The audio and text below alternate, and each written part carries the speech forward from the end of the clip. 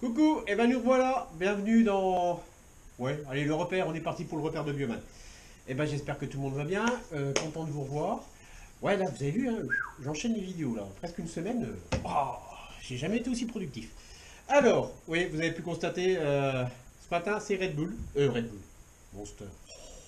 Oh la boulette, je commence mal. Oui, je sais, il y en a, ils boivent des bières avec des petits bouts de saucisson, hein.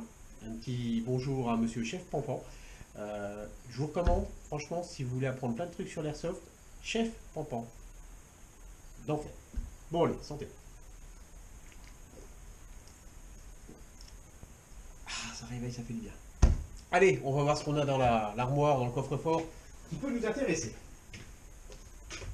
Ça sent la reprise, hein. Alors, bah ça c'est pas mal ça. On va rester dans le thème réplique pas courante, qui peut servir dans la catégorie GN, roleplay, post-apo. Bref, un truc qui sort de l'ordinaire et qui est franchement badass.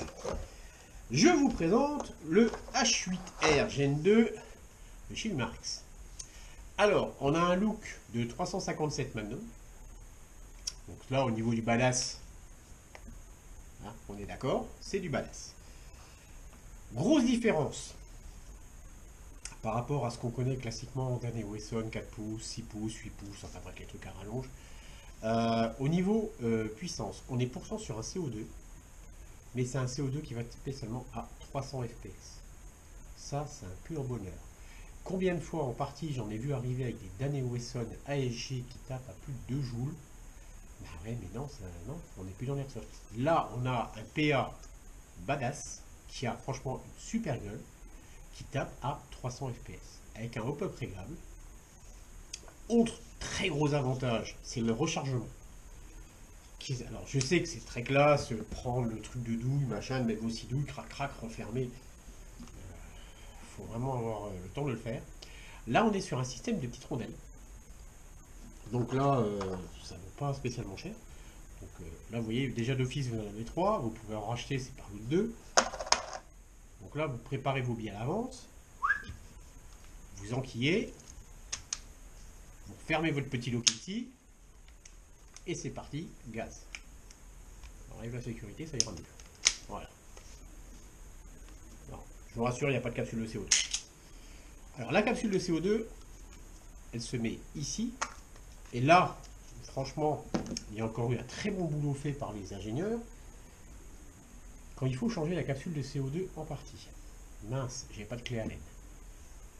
Là, comme vous le voyez, la clé Allen, elle est intégrée dans la poignée pistolet. Franchement, l'idée, elle est géniale, quoi. C'est top. Franchement, c'est top. Vous avez un PA qui est jouable. Vous n'allez pas vous faire taper sur les doigts par les orgas parce que ouah, machin, c'est un CO2, laisse tomber, ça tape trop fort. Je dis attends, passe au chrony, tu vas voir, tu vas rigoler. Voilà, vous passez au chrony, oh bah ouais, 300 fps, oh bah c'est cool, tu peux jouer avec. Top.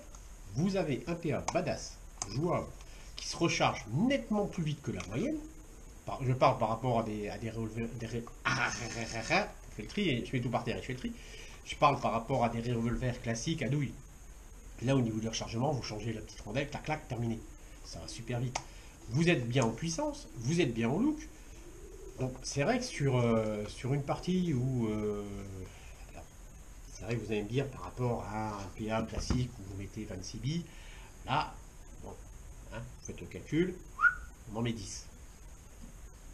Ça se recharge assez vite.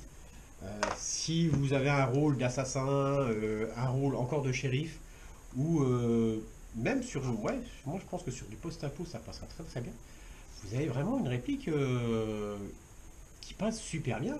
Et alors, le pompon de la pomponnelle, je veux dire ce qu'il est, ça vaut 50 euros.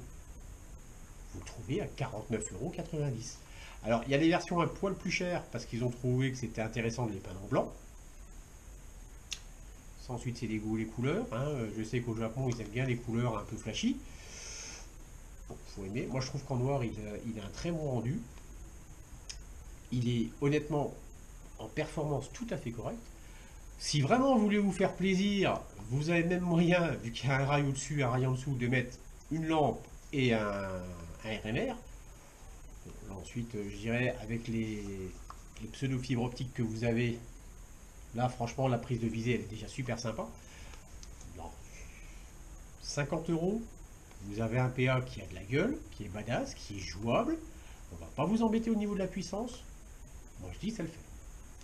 Voilà, donc ça c'était un petit dernier que j'ai rentré avant le déménagement, mais c'est vrai que j'ai pas du tout le temps de vous le présenter. Donc là j'en profite. Moi perso, je m'en sers pour les tests de fair play. Quand je suis d'option de service Orga, je m'en suis déjà servi 2 fois. Et étonnamment, quand les gars me voyaient sortir ça pour faire un test de fair play, il y en avait, ils avaient déjà mal d'avance. Mais parce qu'ils pensaient que ça tapait très très fort. Et ils ont eu la très bonne surprise de voir que c'est très très zen en puissance.